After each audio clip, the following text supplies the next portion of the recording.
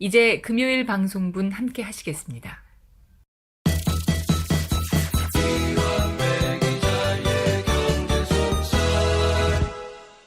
민중의 소리 이완배 기자 만나겠습니다. 이완배 기자님. 네, 안녕하십니까? 예.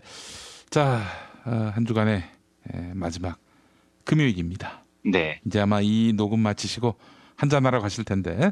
예지력이 너무나 뛰어나신데요. 예지력이 아니라 지난번에 말씀하셨습니다. 네. 목요일 저녁 녹음 끝나고 바로 한잔하러 간다고. 그렇습니다. 예. 네. 오늘은 파트너가 누굽니까? 사생활이니까 보호해 주시면 안 될까요? 이 묻지마. 네. 만남이시군요. 알겠습니다. 예, 예. 네, 뭐 만나는 사람 뻔하잖아요. 뭐 저기 홍성규, 뭐 김종철, 뭐 이정무 이런 인간들. 예. 예. 그 중에 한 명입니다. 그 중에. 아이고 이런 참 네. 우울하십니다. 좀 교우관계 넓히시지. 아이고. 참. 제가 성격이 좀 이 낯을마리가 돼서. 하나같이 다 우울한 사람들 아닙니까? 예, 그렇죠. 예, 재미는 더럽게 없어요. 만나서 하시면. 생김새들도 그렇고. 네. 예, 예. 농담이었고. 자, 이완배 기자님 오늘 어떤 얘기 준비하셨습니까? 예, 오늘은 모처럼 역사 이야기를 해볼까 합니다. 예, 예, 예. 해방 이후에 또 한국전쟁 이후에 친일이나 친일에 준하는 적산불화 방식으로 재산을 모은 재벌들 이야기를 들려드릴 텐데요. 듣다 보면 여름 받으시겠지만 굉장히 흥미로운 역사 이야기니까 오늘은 좀 가볍게 들어주시면 좋을 것 같습니다. 네. 제가 이 이야기를 해봐야겠다고 생각을 한 계기는 화요일에 정상근 기자님이 그 김의겸 신임 청와대 대변인 이야기를 하면서 김무성 자유한국당 의원 아버지가 친일파였다라는 보도를 김의겸 과거 기자 때 보도했다 이 얘기를 전해주시더라고요. 우리 아버지가 친일파였는데 도와준 게 있습니까? 갑자기 너무 실감나신가 방송이 뚝 끊겼습니다. 예. 예. 그래서 추억의 그 이름 김용주 전남방직 회장이죠. 김무성 의원의 아버지입니다. 그 이름을 듣고 갑자기 추억이 새록새록 돋아서 주말도 된 김에 이야기를 한번 해볼까 하는 생각이 들었습니다. 우선 말이 나온 김에 재벌은 아니지만 김무성 의원의 아버지 김용주 전남방직 회장 이야기를 먼저 해보겠습니다. 예. 2013년 당시에 김의겸 기자가 썼던 기사에는 김무성의 부친인 김용주는 일제 때 경북도회 의원을 지냈고 조선 임전부국당 간부로서 황군에게 위문 편지를 보내자는 운동을 펼쳤다. 해방 뒤에는 재빠르게 적산인 전방, 옛 전남방직을 불화받아 큰 돈을 벌었다. 이렇게 보도를 했어요. 여기에 대해서 김무성이 반론 보도를 신청을 했고요. 소송을 냈습니다. 소송의 요지는 우리 아버지는 야학도 설립했고 조선인 편에선 애국자다, 친일인 인사가 아니다 이렇게 주장을 했고요. 그 반론의 핵심이 우리 아버지는 친일 인명사전에 등재돼 있지 않다. 그러니까 친일이 아니다 이런 반론을 펼쳤습니다. 예, 예. 근데 실제로 한때에는 그런 오해가 있었어요. 김용주 이름이 친일 인명사전에 올라 있다라는 잘못된 소문이 있었습니다. 이 김무성의 반론은 뭐냐면 그 김용주는 우리 아버지가 아니다라는 거죠. 동명이인이다였다는 겁니다. 근데 그 주장은 김무성 주장이 맞아요. 김용주라는 이름이 친일 인명사전에 모두 3명이 등재돼 있는데 이 3명 다 김무성의 아버지는 아닙니다. 동명이인이에요. 문제는 이 논쟁을 지켜보던 민족문제연구소, 그러니까 친일 인명사전을 편찬한 곳이죠. 2015년에 다시 조사를 합니다. 그래서 이렇게 얘기해요. 맞다. 김무성 아버지는 친일 인명사전에 등재돼 있지 않다. 그런데 우리가 검토를 해보니까 김용주의 친일 행적이 너무나 심각해서 충분히 친일 인명사전에 등재될 만하다. 등재 기준에 부합한다. 이렇게 발표를 합니다. 그리고 민족문제연구소는 앞으로 개정판을 낼 때 김용주는 수록 대상이 될 게 확실하다. 이렇게 선언을 해요. 김무성 씨가 여기서 엿댄 거죠. 그러니까 김무성 씨의 반론은 아버지는 친일 인명사전에 등재 안 됐으니까 친일이 아니다. 이런 주장이었는데 정작 민족문제연구소는 네, 다음 개정판 때 넣어드릴게요. 뭐 이렇게 나온 겁니다. 예. 아니 그럼 김무성 씨가 언제부터 이렇게 친일 인명사전의 그런 위상에 대해서 관심을 가졌다고? 그러니까요. 참. 예. 아무튼 굉장히 경사났습니다. 김무성 씨는 이때. 예, 축하드릴 일이죠. 다음 개정판 때 아버지 이름이 아마 등재될 겁니다. 이제 김무성이 김의겸 기자와 한겨레를 상대로 소송을 냈는데 그게 민사소송이었어요. 근데 그 김의겸 당시 기자는 칼럼을 통해서 나를 고소해라 검찰에 이렇게 맞섰습니다. 그러니까 김의겸 기자 칼럼에 어떤 내용이 나오냐면 왜 몇 년씩 질질 끄는 민사소송을 하냐. 검찰 수사로 깔끔하게 결판 내자 이렇게 제안을 합니다. 그만큼 자신이 있었다는 거죠. 그런데 김무성이 택한 건 민사소송이었어요. 이 소송이 1년 가까이 이어졌는데 결과는 당연히 한겨레와 김의겸 기자의 압승으로 끝납니다. 김무성이 참패를 하죠. 예. 1억 원 손배소를 냈는데 당연히 채택 안 됐고요. 예. 재판부는 반론 보도문조차도 실어줄 필요가 없다라는 판결을 냅니다. 반론 보도문조차. 네. 그 반론 보도문은 뭐냐면은 이 정정 보도와는 다르게 상대편이 이런 의견을 보내왔다라고 그냥 하나 실어주는 건데 그거조차도 할 필요가 없다라는 얘기 아닙니까? 가장 낮은 수준의 반론조차도 실어줄 필요가 없었다는 거예요. 그리고 김무성이 항소를 합니다. 하다가 결국은 나중에 취하해요. 이게 왜냐면 해봐야 자기한테 유리할 게 없죠. 이게 시끄러우시면 질수록요. 네. 항소가 아니라 그보다 더한 걸 가도 저는 김무성이 못 이겼을 거라고 봅니다. 제가 법은 잘 모르지만 경제 기자로서 상식이 있습니다. 적어도 김무성의 아버지는 일본 놈들이 남기고 한 재산을 불화받아서 전남방직을 차렸습니다. 그리고 이 적산이라고 하는데 적산을 불화받은 자들 중에 민족주의자나 애국자는 거의 없습니다. 그렇죠. 한 명도 없다고 해도 과언이 아니에요. 그러니까 적산으로 재산 불린 자들은 대부분 친일파였다라고 봐도 무방합니다. 그러니까 김무성이 소송을 백날 해봐야 못 이기는 거죠. 이 소송은요. 적산 불화로 오늘날 제일 성공한 재벌이 SK그룹입니다. 그 SK그룹 창업주가 최종건이라는 사람인데요.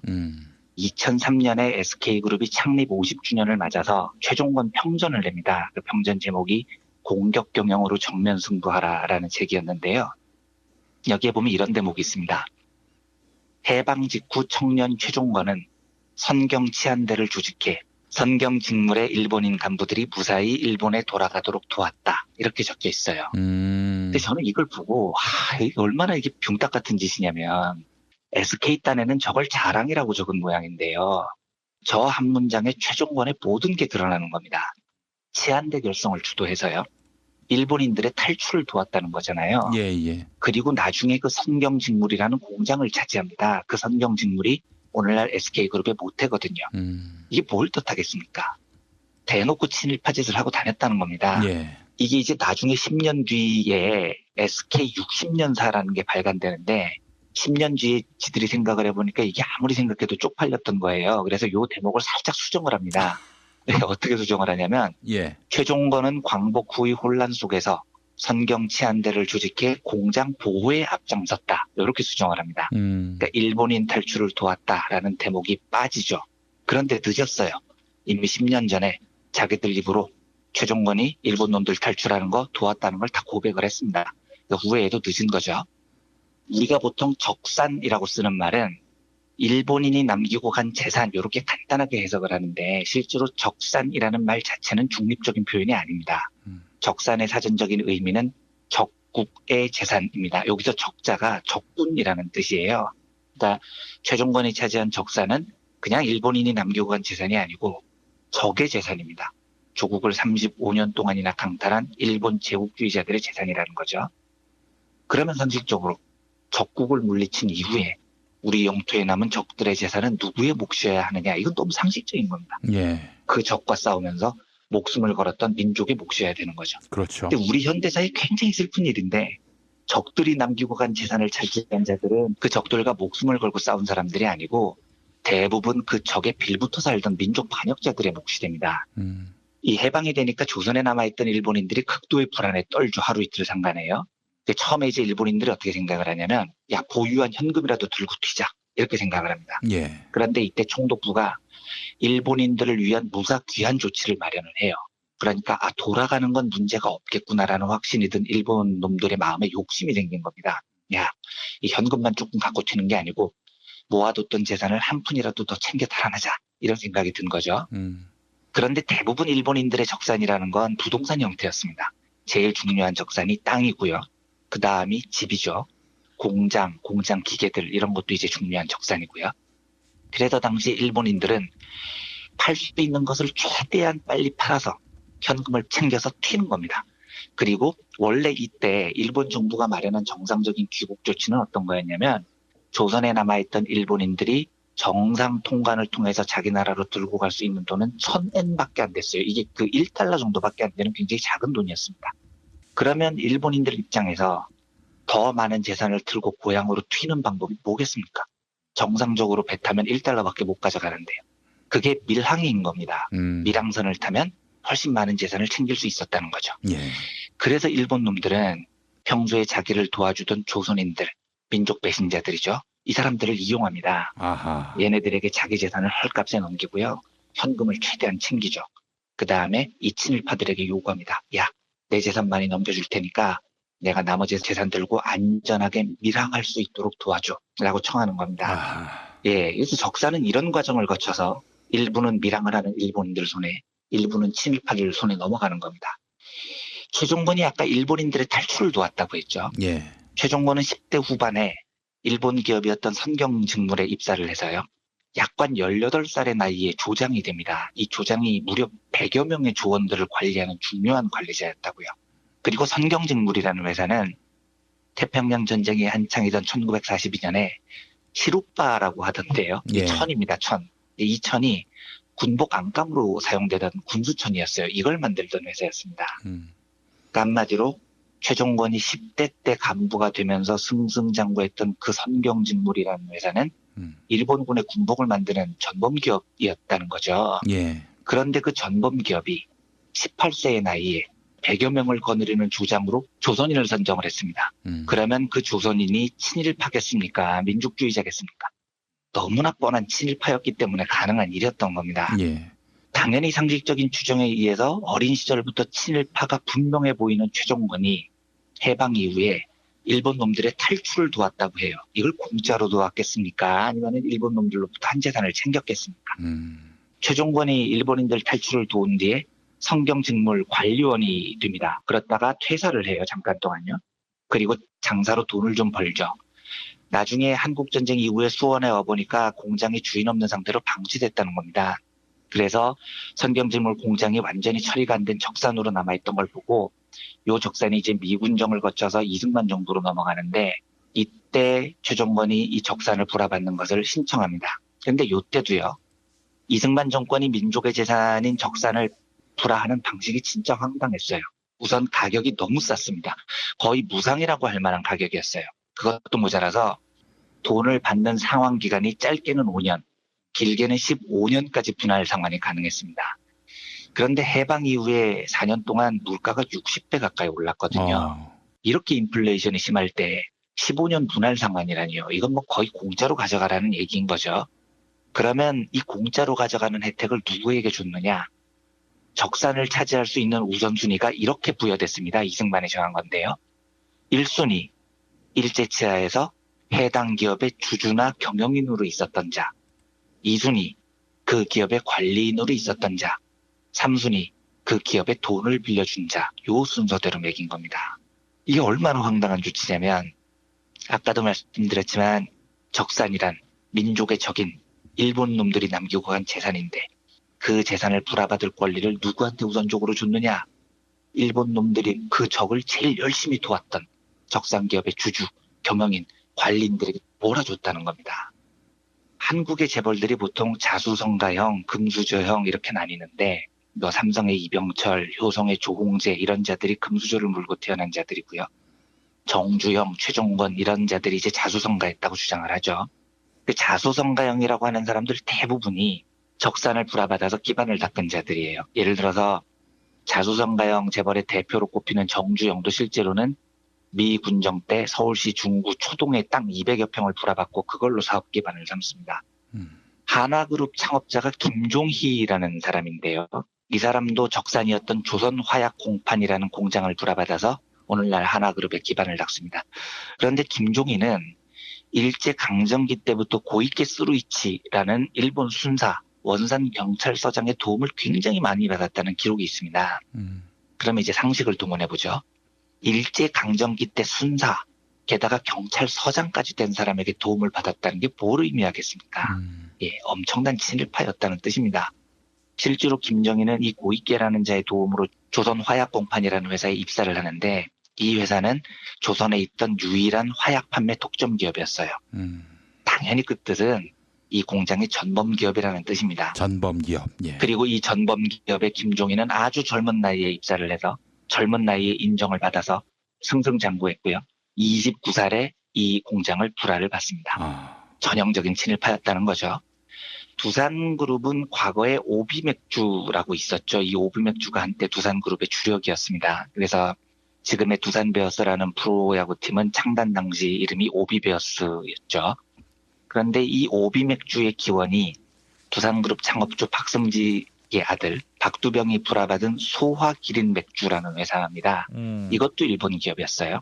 그리고 박두병은 소화기린 맥주의 관리인으로 일했고 창업주 박승직은 심지어 이 회사의 주주이기도 했습니다. 아, 박승직은 친일인명사전에 이름이 올라 있습니다. 이 사람 친일 행적이 대단해요. 이토우 히로부미가 1909년에 안중근 의사의 저격으로 죽었을 때 박승직은 히로부미를 추도하는 국민 대추도대회 발기인 41명 중에 한 명이었습니다. 아니 일본 사람이 죽었는데 왜 조선 사람이 추도합니까? 그걸 주도해야 이제 권력을 잡기 때문이겠죠. 예, 41명 중에 한 명이었으니까 대단히 비중 있는 인물이었습니다. 네. 또 박승직은 1919년에 친일단체인 조선실업구락부 회원이었고요. 이 구락부는 원래 설립 목적 자체가 일선융화라는 거였습니다. 박승직은 1941년에 해군 국방 헌금으로 당시로는 엄청난 거금이었던 1만 원을 헌납했고요. 1943년에도 두 차례에 걸쳐서 국방 헌금을 바쳤습니다. 참 정말로 일본을 위해서 열심히 부지런히 다양한 활동을 펼친 인물이었죠. 이병철도 금수저를 물고 태어났지만 이 사람도 적산으로 큰 이득을 받습니다. 일단 이병철은 그 1951년에 문해이 양조장이라는 적산을 불화받아서 재산을 불린 기록이 있고요. 영화 암살을 보신 분들은 그 영화의 미쓰고시 백화점 경성점이라는 곳이 배경이 되는 장면을 기억하실 겁니다. 예. 예, 근데 이 미쓰고시 백화점이 일제강점기 조선에서 모던걸, 모던보이 뭐 이런 게 유행을 했었거든요. 그 백화점이 모던걸, 모던보이의 상징 같은 신문물의 상징 같은 곳이었어요. 예. 그런데 이 백화점이 해방 이후에 한국전쟁 당시에는 미군 PX로 사용이 되다가 1962년에 동방생명이라는 회사에 불화가 됩니다. 그리고 바로 다음에 이 동방생명이 삼성의 인수가 되죠. 지금 이 삼성생명인 겁니다. 그래서 미쓰고시가 삼성의 몫이 되는 거죠. 요 백화점이 오늘날 신세계의 뿌리가 됩니다. 근데 진짜 웃긴 건 뭐냐면 신세계가 이 사실을 모르고 있을 리가 없잖아요. 미쓰고시가 일본 백화점이었고 그게 적산불화를 통해서 신세계가 됐다는 사실을 당연히 알겠죠. 그럼 저 같으면 쪽팔려서라도 그걸 감추려고 하겠어요. 근데 사실 감출 수는 없습니다. 너무 유명한 사실이니까요. 하지만 아무리 잘 알려진 사실이더라도 내가 나서서 우리 백화점의 뿌리는 일본 백화점이고 우린 그걸 적산불화받았다. 이렇게 자랑할 일은 절대 아니죠, 사실. 그런데 신세계는 자기의 역사를 우리는 1930년 미쓰고시 백화점으로 설립된 한국 최초의 백화점 이렇게 자랑을 하고 다닙니다. 이것 때문에 신세계가 유통업계에서 엄청 놀림거리가 된 적이 있어요. 예. 우리나라 유통업계에서는 백화점의 기원을 미쓰고시로 보지 않거든요. 일본 백화점을 어떻게 우리의 뿌리로 보겠습니까? 그래서 우리 유통업계에서 보는 백화점의 기원은 1932년에 종각사거리에 세워진 화신백화점입니다. 아. 예.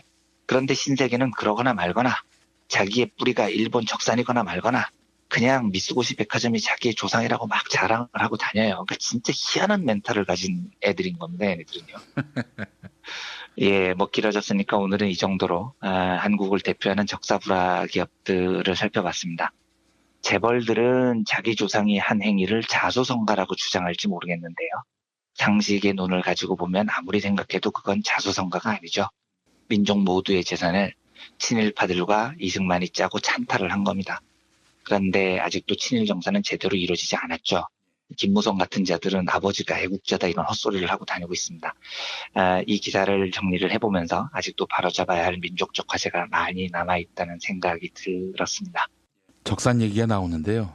서울 명동 쪽에 가보면 영락교회라고 있습니다. 한때는 한국 개신교를 상징하는 교회죠. 이 교회가 원래 이제 일본 종교인 천리교 교당이었는데. 아, 그래요? 예. 그런데 이제 이 교당이 일본이 패망하면서 적산이 됐는데 이거를 1945년 겨울쯤 월남한 한경직 목사한테 이제 불화합니다. 그게 이제 배단위 교회가 되고 오늘의 영락교회가 됐는데요. 자, 그런데 우리 한경직 목사님이 어떤 분이냐? 네. 친일파입니다. 심사참배했었고요. 그건 본인이 인정했던 바고. 그리고 이제 사실은 이제 월남에서 배단위 전도교회 그리고 오늘의 영락교회 이 교회는 월남한 사람들이 모여서 하나의 군집을 이뤄서 성장한 교회인데 이 교회 청년부 출신들이 바로 제주도 가서 제주도민을 학살하고 이렇게 깡패짓을 했던 사북 청년회입니다. 사복청년단. 네. 예, 예. 그리고 한경직 목사는 그 이후에 뭐 아시겠습니다마는 6.3 당시에 처음에는 박정희 권력을 비판하는 듯 하다가 나중에는 뭐 비판의 목소리를 완전히 감췄고요. 그리고 뭐 유신 예언 때도 직소리도 안 했고 막 반발하던 그 청년들을 혼줄을 내고 그리고 또 이제 기억하시겠습니다만 1980년 전두환이가 광주에서 시민들을 학살한 뒤 석 달도 안 지나서 전두환에게 축복 기도를 했던 아이고. 그런 참 하여튼 역사의 고비고비마다 나쁜 쪽 편에 섰던 목사였습니다. 영락교회가 한때 우리나라에서 제일 큰 교회라고 불렸었던 그렇죠. 곳이죠. 사실은 60년대만 해도 제일 큰 교회였어요. 수천 명이 다니던 교회였고 조용기 씨가 그 교회에 가서 내가 이거보다 더 큰 교회를 만들 것이다. 이렇게 그래서 여의도 순복음을 차리시고. 네. 그렇습니다. 예. 뭐 사실 적산받았던 교회가 뭐 한두 군데가 아니고요. 제가 속해 있는 한국기독교장로회의 신학교 한신대도 실은 이제 서울 동자동에 있는 적산을 불화받은 건데 한신대를 만들다시피 한 분이 이제 김재준 목사인데 그 목사님이 이제 민주화 시기에는 굉장히 훌륭한 역할을 많이 하셨지만은 그런데 이제 일제강점기 때는 또 이제 신사참배도 하시고 그랬던 역사가 있었습니다. 일제의 그림자가 너무나 곳곳에 진하게 드리워져 있네요. 네, 정말. 그렇습니다. 친일을 했던 재벌들만이 아니라 친일을 했던 교회도 적산으로서 또 은덕을 입었네요. 보니까. 네, 예. 네. 알겠습니다. 이완배 기자님 오늘 말씀 잘 들었습니다. 네, 감사합니다.